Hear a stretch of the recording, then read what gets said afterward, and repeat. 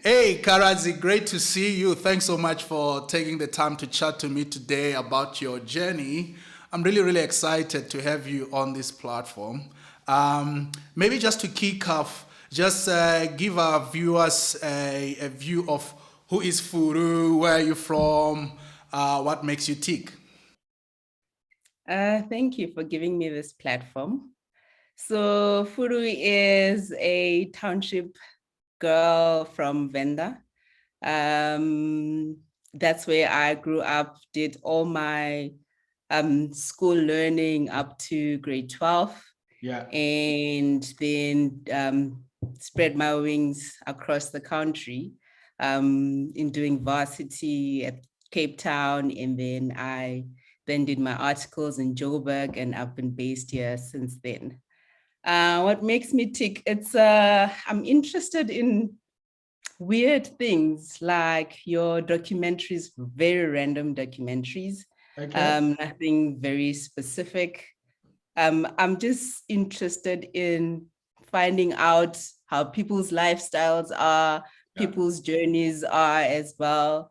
And funny enough, I'm not into books that much, Yeah. but whenever I find an interesting book, I either read it or listen to it. So I do both audio and reading. And yeah, and just going out into the wild, just being quiet when it's a stressful environment. I'd rather remove myself from that environment and go into a very serene place Yeah. and to just get my mojo back. Okay. So that's basically me in a nutshell. I love it when you say you are interested in finding out people's lifestyles and their journeys. That's what we're all about on this platform. Really learning from established professionals and business people, and try to draw lessons from them that can help us move to the next level. So that's fantastic. And tell us, where did you attend your high school? You said obviously you from Venda. I know there's a famous school in Venda. Are you from that famous school? Well, I did my stint in that famous school. Okay. So the first few months actually of my high school, that was the first 6 months of my high school. Yeah. I went there. The school is in Berry. Yes. I was there for 6 months of my grade 8. Yeah. And then from there, I went to Chikeva Yeah. Christian School, also in Venda. And then I started my grade 10 in a school called Okay. Kweba Secondary School, and that's a commercial school.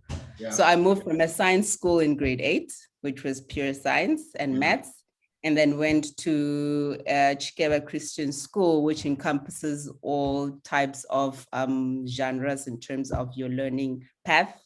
And then I went to Kweba Commercial School, and that's where my commercial journey actually started, but matriculated in a school that unfortunately closed down called Pragmatic College. Okay. And that's where my high school ended. Interesting. You seem to have had a diverse high school, journey. I suppose you went to interested in sciences. Is that why you left Mbiri? Well, I was interested in sciences, but for me, it was just a matter of accustoming to the different schooling environment, which made it Okay. difficult for me. So Yeah. I came from a somewhat of a private school, Yeah. but it's not the same level of private schools as we have in Joburg. So Yeah. the classes were quite small in my primary school, and then I go to Mbiri where it's like 50 people, Yes. and the learning was just difficult for me. I just could not get accustomed to that environment. Yeah. And then went to Chikeva. Actually, my primary school was in Chikeva. Okay. Then went back to Chikeva. And there I did a combination of commerce and science. Yeah. So I had accounting as my only commercial subject. And I had my physical science and biology, and only moved to pure commerce when I was in Kweba. Okay. So it was still a combination. I was still trying to figure myself out in terms of what I want to do. Hence, I had a combination of commerce, and actually it was my mom adopt the commercial side, because at Mbiri it was, well, and in a lot of schools it's push for maths and science, and there wasn't any real push for commerce, any commercial subjects. So accounting was my introduction to commerce. And of course, up until recently, you were the CFO of Renogen. And I suppose your passion for commerce took you to that role over time. And you're a qualified CA. Before we get into the background of that, a lot of people who are in the commerce stream, I would imagine, especially people in the accounting stream, a number of them would like to become a CFO at one point or another. How did you get to become a CFO of a listed entity at such a young age? Well, it's an interesting journey, and I still can't believe it to this day. Yeah. I was in the financial sector when I was doing my articles. So I audited banks, insurance companies, and pension funds. That's what I did. Yeah. And naturally, I moved to a bank after my articles, which is where I was in Barclays Africa. At that stage, it was Barclays Africa. Yes. And now it's ABSA Africa or something to that effect. Yeah. So at that point, I was in the financial division support, which was a department that prepared financial reports for different committees of the board. And this was within the corporate investment bank in Sandton. So at that point, I had felt that I had learned what I needed to learn in that space and just needed something completely different, something challenging. Because that was a big corporate, and in a big corporate, you get a small piece of the pie. And in some instances, you don't get to see your contribution in the bigger picture. When eventually the financials are published, what you contributed in that, you don't quite get to see how it plays out. So I left the bank looking for a small company so I can get more exposure in how a business works, because I did not go into the chartered accounting stream because of my love specifically for accounting, but for me to get exposure to business and how companies are run. And that's how I chose or I stuck to that stream. Yeah. So in a small business, I believed you get more exposure because you are forced to engage with a lot of things in terms of operational work, the operational requirements. So when I joined Renogen, it was a relatively small company at that point, and it had just listed on the JSE. Actually, a month before I joined, it had just listed on the JSE. Wow. And they were still building the company. So the structuring processes, everything was still to be established. And it was a matter of me it was that drive for me to just get exposure to something that is completely different, and my commitment to whatever was given to me in terms of responsibilities when I started, because I didn't just go into Renogen as the CFO of Renogen. There was a CFO when I joined. Yeah. So I had to work at that point. I had to work with all kinds of people. I had to work with auditors because the JSE required audited financials. I had to bring in a lot of the accounting work, which was at that point outsourced to an accounting consulting company. So I had to bring a lot of that work in-house. And they did not have a lot of employees at that point because they had just listed, they're just starting to be established. So I had to put in a lot of hours and I had to prepare a lot of packs, a lot of reports for the Renogen board for them to prepare themselves to what Renogen now is. So that type of commitment and that type of work ethic was what the board recognized. and decided when the CFO resigned to appoint me as the CFO at that point. So, and when I was appointed, I thought it would be a temporary arrangement. I don't have a lot of experience. So let's just see how this goes. And I took it with both hands and ran with it. And that's how I stayed in that position for the past 5 years. Yeah. I like that drive that you had. And when the opportunity came, despite the fact that you didn't feel, prepared, you say you took it with both hands. I have to ask though, did you feel at some point, maybe I'm biting more than I can chew here? I mean, being a CFO of a listed entity is a big responsibility. Or was it, look, I believe I can do this? I did. And before I even got appointed as CFO, because at that point, when I started as an accountant, it was a financial director of the subsidiary. So not even at the listed company level of Renogen.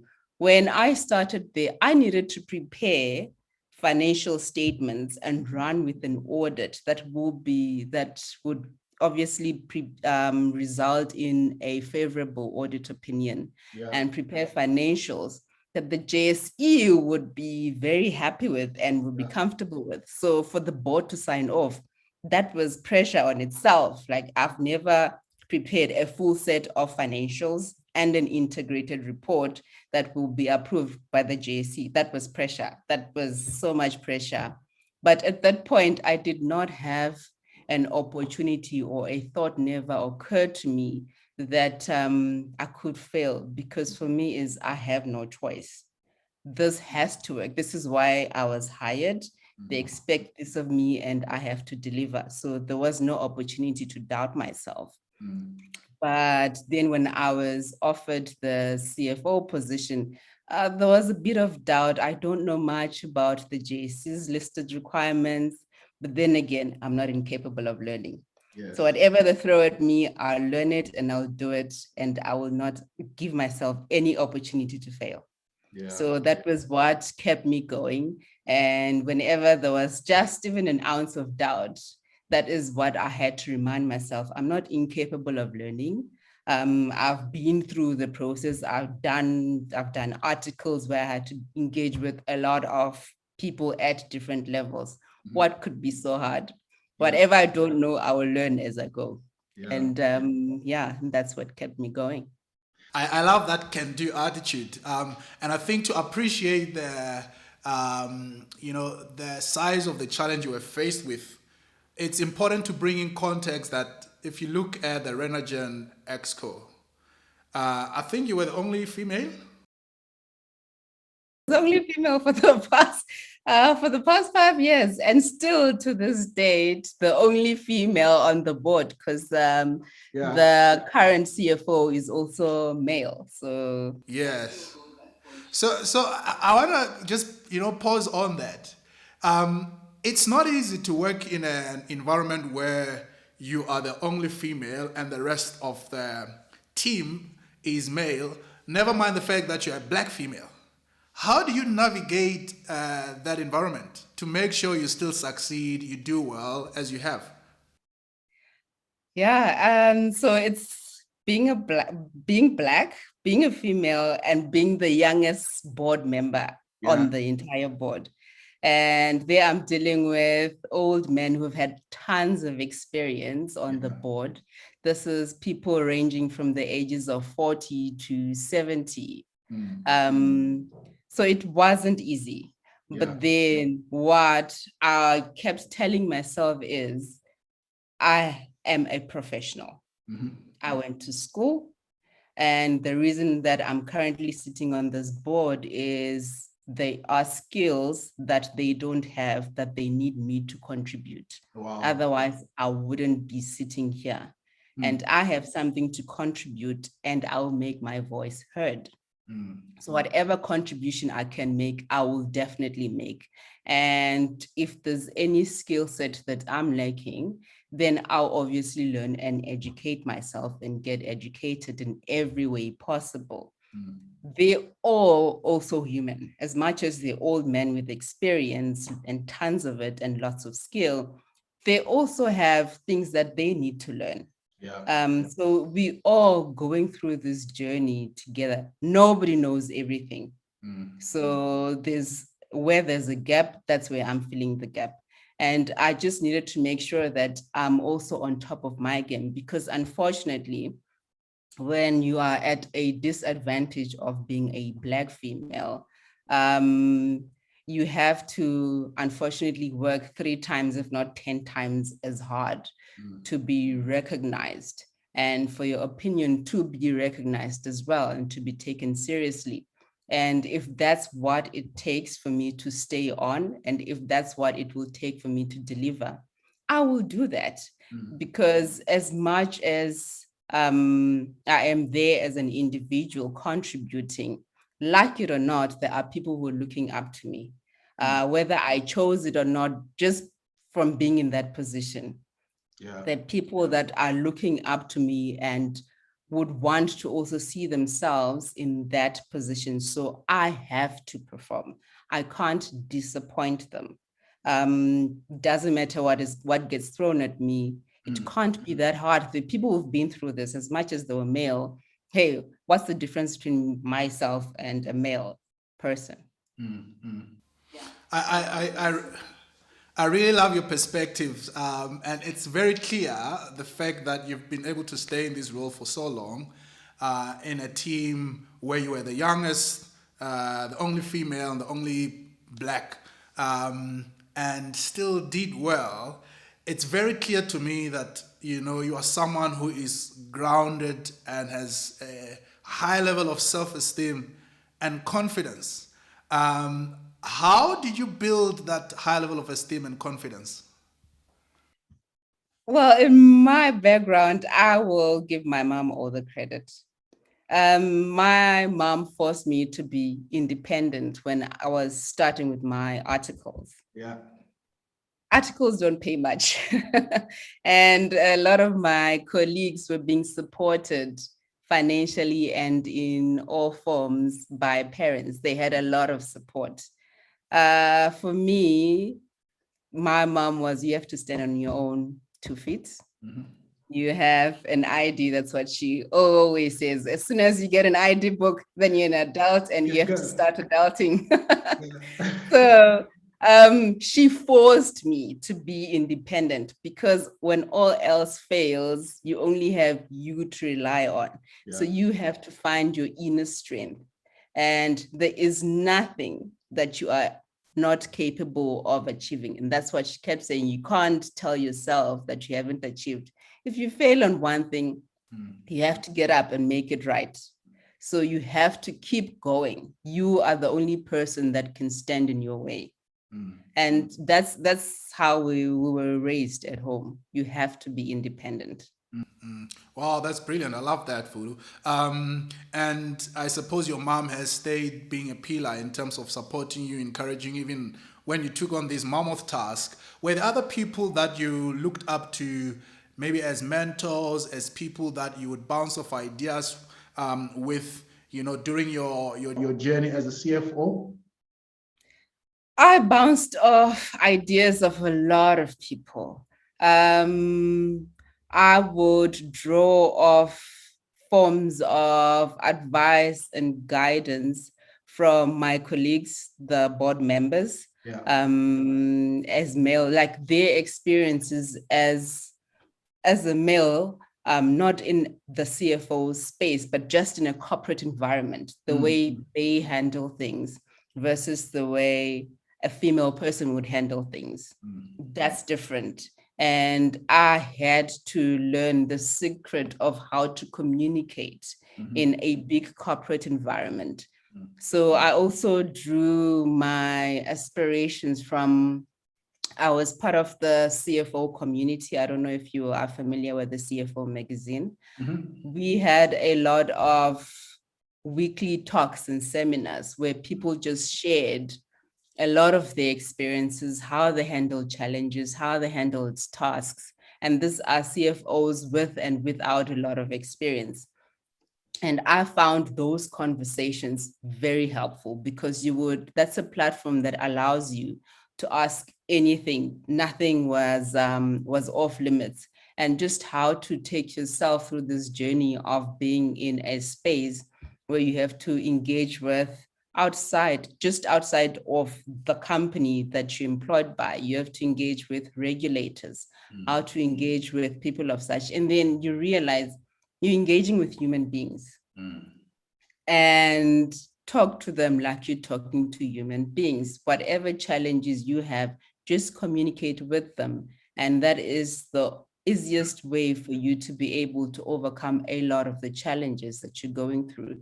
So the different platforms that I was fortunate to have had a lot of people that I drew a lot of my inspirations from, and I got my courage from to continue this journey. And so I can't say there is one particular person who was mentoring me at that point in time, because I engage with quite a lot of people. But obviously, my grounding as a human being, that came from the background from which I was brought up. And for me, that had to stay. Like, I had to still be the same person who can talk to people of different levels, even in terms of class. I have to be approachable for people to engage with me and for me to be able to engage with people, because the secret to being approachable is you get a lot of information about anything when people can approach you with anything at all. And the way you get to understand a lot of things about the business you're working in, not necessarily from senior management who give you reports, but just simple engagement with people who actually do the work. When they can talk to you about stuff, then you learn about the business, you learn about the challenges that they're facing, and then you get to learn about the challenges that the business is facing based on their experiences in the company. And that those are challenges you can bring to the board, you can bring to the exco as a business challenge that the business needs to resolve. And that's one thing, that's a key thing that I learned from this journey. And that level of communication, that is something that I learned from the CFO conversations that we were having, that you can't take for granted anybody in the company, because everybody has something to say. If they work for the company, then they have an experience with the business, and everybody in the company has a different experience in the company. And from that, you can, as a leader and somebody who's in a position of authority, can help shape the company. Who knows, there's some things in the strategy that you hadn't considered that you can get from people at the lowest level of employment in the business. So all of that was something that really that I learned and drew from, and gave me a lot of strength in my position as CFO and a board member. That's fantastic. And I want to go back to the point you made around, being approachable. And I think in your case, you were in a unique situation in that you are in a big role and you're very young for the role. So that the first challenge is you want to be taken seriously, right? People must not just think, they can walk all over you and do whatever they like. But at the same time, you want to be approachable. How do you strike that balance? What is the secret to being approachable and still managing to, keep that level of respect? So people must understand that you're a professional. They need to understand your role. And unfortunately, you do not have the opportunity to be lax in your position. So if you say you are a chartered accountant, people have an expectation of a certain skill level that you possess as a qualified accountant. And you need to make sure that you're on top of the game, and people will respect you for that. You're bringing something to the table, so that you can't leave any question marks on. So that will command respect from people at a senior level. So if I'm dealing with an engineer, for example, I know we used to have this joke with engineers, and everybody that is from the science background, they will tell you accounting is not a science. But then you'd always have to tell them numbers don't lie. So you have to make sure that in terms of your skill set, you're on point. Yeah. And in terms of approachability, when you're dealing with people of a more junior level to yours, listening is very important. You have to listen to what they're telling you. You have to listen to what they say. And if you give them an opportunity for them to just talk to you and you begin to understand their experiences, they take you seriously, and they realize that you also take them seriously. You acknowledge them, because what people want is to be acknowledged and for their voice to be heard, because people want to be heard. Everybody has something to say. But if you don't listen to them, if you don't hear what they want to say, then people will not find a reason to come to you for anything at all. So just listening, being a leader that listens to what people are saying and actively listening and engaging, not just a checklist, you're not ticking a box, you're dealing with people here. That, for me, worked to my advantage. I would every morning just have a conversation with whoever was in the office at that point in time. So at Renergen, we had a culture of going to physically greet everybody as soon as you walk in. Whoever's in the office, go and greet them physically. Don't greet them by SMS, email, no. Engage with people. So those small engagements, even if it's has nothing to do with the company. If you're just asking for people that are parents, how are the kids doing? How are they finding it now that they have to do online learning? What are your challenges? I'm not a parent myself, but I could have those conversations that make people realize you're actually interested in them as a human being as well. And with that, people would come to you with information, want to share more information. And that's how I found, created for myself, a culture of being approachable. Okay, that's so beautiful. I want to take you back to the point around, bouncing off ideas with the board members and the exco. A lot of people don't have the privilege of sitting in a C-suite or in a boardroom and discuss strategic issues, issues that pertain to direction of the company. Can you take us into that boardroom? Obviously, you don't have to share any IP, but just give us a sense of what happens in the boardroom. What are some of the challenges that maybe another young Fulu who finds herself in a very big position may need to be aware of? Are you able to give us some color there? I can give a bit of color of the environment. Yeah.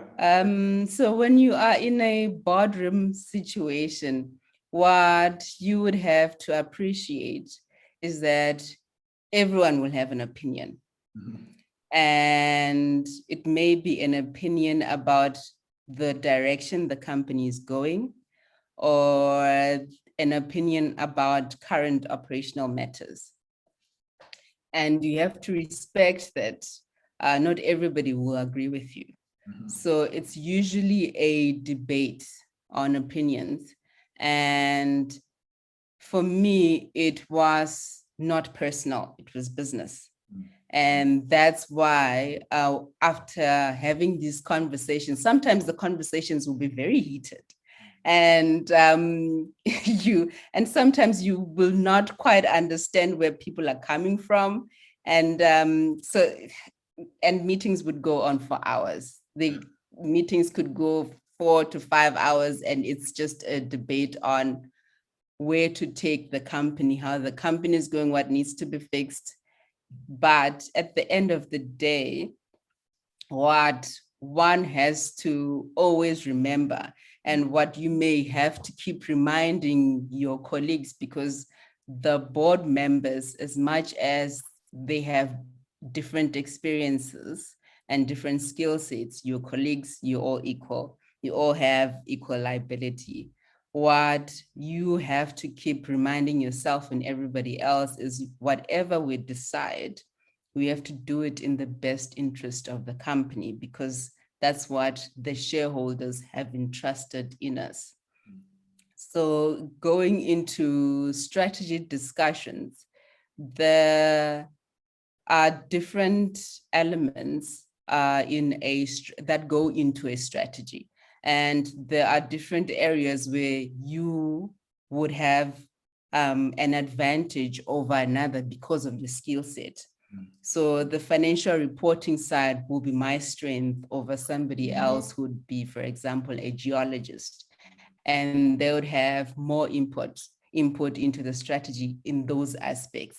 So without me being ignorant, I also have to respect that there's some people that are experts in this area and I'm not necessarily an expert, and I have to hear them out and just find ways to link my understanding of the business and my skill set to what they're bringing onto the table. So a strategy is not something that is decided overnight. It's not something that is discussed in one meeting. It's ongoing, and that strategy is sometimes refined as the business develops. So Renegen started off as what some people will say a project. It's an exploration business, and it's now going into operations, with the construction going to come to a completion and the plant being commissioned. So we were not generating any profits. And one has to understand that as much as one is at the business is not generating profits, it's a business that is moving towards a profit generating business. So the understanding of the business itself in formulating the company strategy is very, very important. You have to know what business you're in, so the input and the formulation of the strategy makes sense for you, and you're able to communicate that to the shareholders, because you'll have different types of shareholders. In the case of Renegen, as a non-profit making business, the shareholders that you have would be shareholders that are not expecting dividends, at least in the short term when the company is still growing. So, and you have to have that understanding, so that whatever fight you bring into the boardroom in the strategy discussion, you're not bringing a fight that is parallel or that does not make sense to the business at this point in time. Because you also have to see, this is where the business is at now, and this is where the business will be in 10 years' time. And what we will be putting in place is to put in place processes and small wins, small gains for the business in order for us to reach to the end target, for it to be established, and may not necessarily be a big SASL, but a company that is profit making and will be declaring dividends in the future. But this is where we need to start.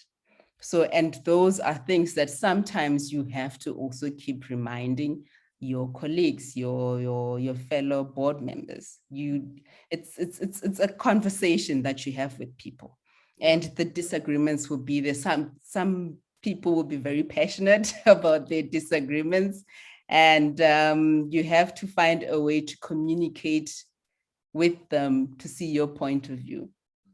Because as much as it's a strategy, that strategy is within the framework of regulations. And those are things you have to keep. There's a lot of things you keep in mind when you're formulating a strategy.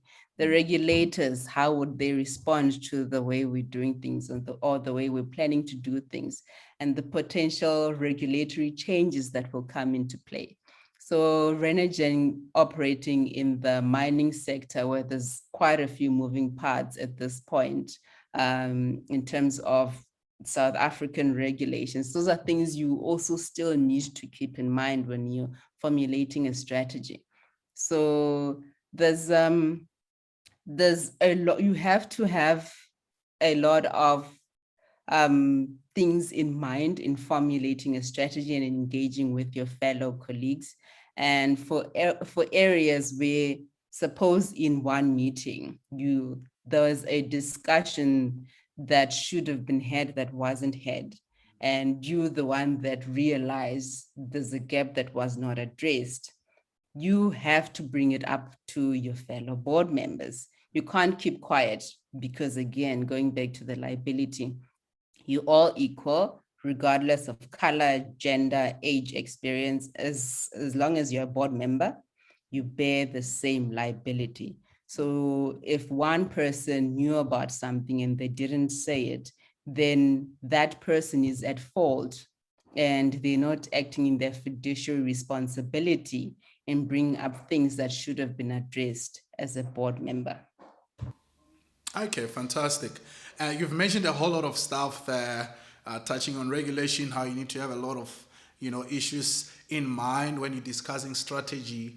It makes me think that you had to learn a whole lot of new things in your new role, and yet you're still expected to deliver on your day-to-day work. How did you upskill yourself? Were you, reading books? Were you talking to people? How did you get to a position where you feel my tool set is full enough for me to deliver properly? So I did some short courses during my tenure. Yeah. I engaged with experts in the field, just conversationally. So in terms of regulations, which is something I touched on, I did not know regulations in the mining sector and had to rely on the legal experts within the company, and also just read up on articles, read up on stuff. I mean, the internet is your friend. You go there, you Google stuff, you search for stuff, something pops up, even just a random conversation that may happen in your presence, and there's things that you don't understand, you ask, you read up on it. There's a lot of resources that one begins to realize as they are required and now have this responsibility for the strategy of the business, where unfortunately you can't fail. So yeah, you have to do something about that gap in your knowledge that you don't have. You either bring someone in or you learn about it. There's no other option. So I had to read a lot and engage a lot with experts in different fields. Like I said, in the mornings I'll have conversations with engineers. Engineers like to throw acronyms, and you have to ask them, okay, speak in English. So in English, what would you say to me? Say whatever you're saying, but speak to me in English. Speak to me in simple language that I will be able to understand. Yes. And that's how I drew from different, I mean, I acknowledged that the things I don't know. And the sooner you acknowledge that, the sooner you begin to educate yourself and recognize the gaps that you have. Okay, brilliant, fantastic. And of course, now, you are moving on to other opportunities, having resigned from Renigen just recently. What would you say are some of the things you are proud to have done in the company in your 5-year tenure? Oh, there's a lot of things that I'm proud of. My growth, for one, personal growth, professional growth. Renigen was a small company when I joined, as I mentioned before, and I got the privilege of being part of the people that saw it grow to where it is now. Before it had just listed on the JSE, and now it is dually listed on the ASX and the JSE. So I got exposure on the ASX side. Never in my wildest dream did I think that or imagine that I will be part of a board, for one, and a part of a board of a dually listed company. So I got to be part of the team that saw Renigen list on another stock exchange and still kept its primary listing on the JSE. So that learning experience for me is I take pride in, and I was part of the team that actually got Renergen to where it was. I'm also proud of the fact that as small as Renergen was, with all its mammoth regulatory requirements, I managed to every single year produce financials that are unqualified. We will produce financials that were sufficient for Renergen to raise funding locally and internationally. That is a proud moment for me. And I at least managed to bring Renergen's financial department in-house. When I joined, everything was outsourced, but there were a lot of processes that I had to implement with the rest of the team in order to make this happen. So just seeing a company grow from scratch is something that not everybody can experience. And just joining the company, having been interviewed for the position of an accountant and leaving the company as CFO, in 5 years, I mean, that for me is record time. And I've enjoyed that experience, and I've learned so much in that. The confidence has grown, as you can imagine, having to work with old man with lots of experience, being the only female. I mean, there's just so much to impart to somebody else in the position that I was privileged to be in.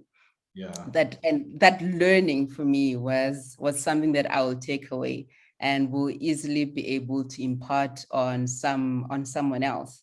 And for me, that is a privilege. Awesome. I love that. I can see you look back to your journey with pride and a sense of gratitude. So, where are the green pastures now that you are looking at other opportunities? Are you able to share anything? Where are you going? Are you studying your own thing? At this point, I can't share much, except that what I've learned now has given me the tools to even do more than I thought I would. So, yeah, I think just for you and everyone, they just need to watch the space. Fantastic. We're looking out to see what announcements will be coming up in the market in terms of your next phase. I want to go back to growing up. You know, you spoke earlier about the input or impact that your mom has had in your life. When you look back in your formative years, what would you say are some of the values, disciplines, or viewpoints or perspectives that were planted in you that have helped you get to where you are? So, just growing up, work ethic in my family was something that was highly encouraged. You have to have a good work ethic. If you promise something, you have to deliver. You have to finish whatever you started, you have to finish and then move on if you're moving on to something else. And just being grounded as a human being, things happen in life, and just respecting that everybody is a human being. That is one thing that was instilled in us as children in our family. Obviously, back home, we had people who would help around the house, like domestic workers, people that would work in the garden. Those, my family, my parents would force us to respect those people. They are a parent to somebody, so respect them as parents. The same way you respect us as parents, you better respect those people. And there was no compromise with that.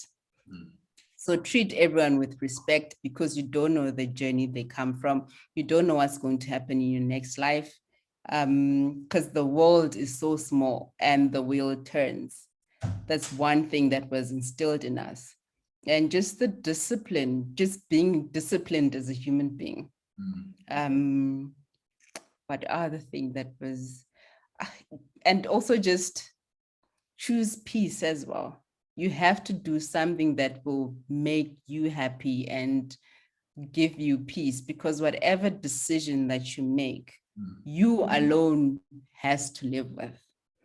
You can get guidance from people, you can get advice from everybody, but at the end of the day, when you are sleeping, you have you, yourself, and your conscience to deal with. As long as you're okay with that, then you're fine. But if you're not happy with the decision that you made, then you need to do something about it. So yeah, those are the few things that I learned that I still exercise in my personal capacity, even as a professional. Fantastic. And if you look now, would you say the what some people will call rituals, daily disciplines that you practice, that are well inculcated in your routine, and if you don't do this thing on a specific day, it throws your day off. Are you able to share if there are any of those? I have I have one ritual actually that at least I make sure that I do on a daily basis, and that is exercise. Well, if not daily, at least 3 times a week. Yes. Exercise. That's the first thing that I will do when I get up in the morning. Yeah.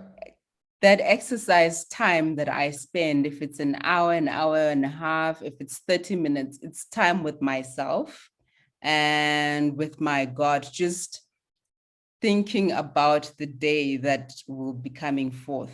That's the only time that I will have without any disruptions. So if I don't do that, my body tells me, I just feel weak. Sometimes I feel like my day is unstructured, because unfortunately or fortunately, especially during the week, after 9, you can't determine your day. You would have planned your day, you'd have needed to do 1, 2, 3, 4 by 10 o'clock, by 11 o'clock, you need to complete 1, 2, 3, 4. But there's a lot of distractions that come, and there's a lot of things that come in as an emergency. And you just lose time for yourself. Like, you're solving problems all the time. You haven't really had time to think about anything, because you're busy solving any problem that comes after 9 o'clock. Yeah. So it's funny, I was having this conversation with my brother. He had to be, I think he stepped in for some director at some point, and that was just for one day. Yeah. He was like to me, when do you guys actually have to get to do your own work? Because every 2 seconds, somebody has something that you have to solve. And I tell him, you can't plan your day. That is something that you have to just accept in that position, because that's all you do. You solve everybody's problems. So whatever work that you need to do, you either do it early or after hours. If you even get an opportunity to have an after hours to do work. But at least one thing that I will say I give myself is the exercise time in the morning. So once I have that done, I would have achieved something for me personally. Awesome. And are you looking to run any major races in the near future? Races in terms of physical race? Yeah, like comrades, 2 oceans. Yeah, so those were my dreams. But I'll stick to the small half marathons. I was really bummed when the COVID happened. Yes. Now that we don't have a lot of sporting activities to do, and those mini marathons, we can't do anymore. Yeah. So it's really difficult because I feel like when I'm running now, I'm running on my own and I'm not running towards something. Yes. Like every month, at least I knew I have a 10K to run, I have a 20K to run. Now it's like even the virtual races that are currently happening, they're not that inspiring because I'm not necessarily competing with somebody who's next to me. So I'm just running by myself at this point. As soon as the world opens up again, I will register for a few races at least. If I can do 2 a month, that would be awesome. But yeah, I'm feeling very starved. You and many other people, I'm sure, but let's be hopeful that something will turn soon. As we wrap up, Furu, I know you mentioned some people look up to you. Any last words of advice that you may want to share with other people who want to follow a path similar to yours? Lessons you've gained along the journey that maybe we haven't gotten a chance to touch on. My last words would be, it's never too late to learn. Yeah. And if you've made it this far, regardless of where you are in life, it means you are capable of learning. Don't ever restrict yourself. And when you see other people that have gone ahead, they've either gone ahead, sometimes opportunity has come their way and they grabbed it. And that's what you also need to recognize. When opportunity comes, do not doubt. As long as you're capable of learning, you will be fine. And you have to put in the work. Obviously, belief without work is nothing. So you put in the work, learn as you go, don't restrict yourself. Because one thing that we also do as a human being is restrict ourselves. We show ourselves all sorts of ways we can't do something. If opportunity presents itself, this is why this opportunity will not work for me. But there are reasons why it should. Why should it only be everything that will work against that opportunity that should thrive? Why can't the 1% that should go, well, let's look at the glass half full instead of half empty? Then the rest will be very easy. I mean, for people that are writing board exams, I know the SACA board results that were released recently, the 42% or 24% pass rate, that was not an inspiring pass rate. And then I know there could be a lot of people that are feeling disheartened, discouraged, don't know what to do, but that shouldn't be the end. So it was just one try. Next time around, it will be better. And just don't lose hope. Go, if there is an opportunity to do it and fix it, take that opportunity until, unfortunately, the fat lady sings, it's not over. Yes. Yeah. Awesome. Thanks so much, Furu, for all the words of advice and inspiration that you've just shared. And I'm so grateful that we've had this chat. I've learned a lot myself and really inspired by your journey. I'm sure a lot of people also draw a lot of lessons to help them move to their next levels. And I really have to appreciate you again for giving me your precious, precious time to chat to me today. Thank you for this opportunity as well to just share my story with everybody that is watching. I hope if I can inspire one person, that will be something. So I hope I touch at least one person and people learn from my story. And this is not the end.